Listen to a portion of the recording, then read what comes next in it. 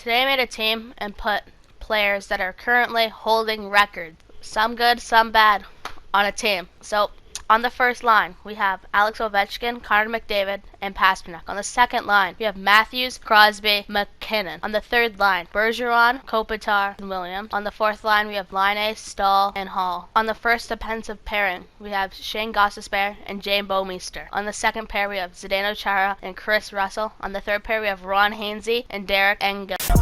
Connor Hellebuyck, Matt Murray. As expected, the record breakers are doing very, very well to start the season. They continue that throughout December with 27 wins. Now they're doing even better in January with 38 wins. After the trade deadline, we do have 49 wins. Here we do clinch the playoffs with 110 points. Are you dumb, stupid, or dumb? Huh? We finish off the season 58 wins, 20 losses, and 4 overtime losses. They finished the season with 120 points and finished first in the division, as well as first in the NHL by a long shot. David Pastrnak leading the team with 100 points, followed by Nathan MacKinnon, Austin Matthews, Connor McDavid, Ovechkin, Crosby, Bergeron, Kopitar, Shane Gostisbehere, Patrick Laine, Williams, Hall, Jordan Stahl, Bouwmeester, Chara, Olofsson, Englund, and Chris Russell.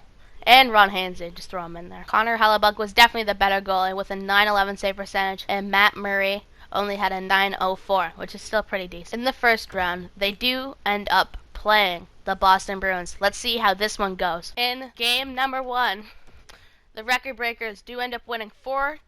Pretty good win for them to start off the series and the playoffs. In the second game, they win 7-2. In the third game, they win 6-5. Can they get this sweep off on the Boston Bruins? No, they cannot. The Boston Bruins score 2 goals, and the record breakers only score 1.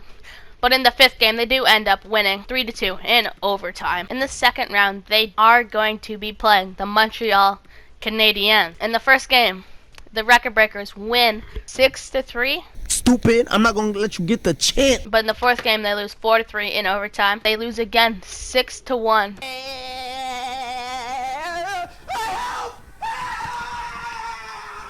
4-1 in game 4. We're down 3-1, but we do end up winning 6-5 in overtime. In the first period, the record breakers score 1 with David Pastrnak, and in the second period, Ovechkin gets 1 as well. And the record breakers close this out with 1 empty net goal. They do. Nate Mack gets the empty net goal to seal the deal and force a game 7. I'm a real-time sim this one as well. In the first period, the record breakers score 2 with McDavid and Chris Russell. Thomas Tatar, Niskanen, and Vanek score 3, deal the lead from the Regina record breakers. The record breakers do need a goal to tie this one up and force overtime, or maybe they can just win it straight up. Ron Hainsey, weird person to score a goal. Bergeron scores 1 as well to seal the deal. Kopitar scores from our half. Kopitar scored from our half on Carey Price. In the conference finals, they do match up with the Tampa Bay Lightning.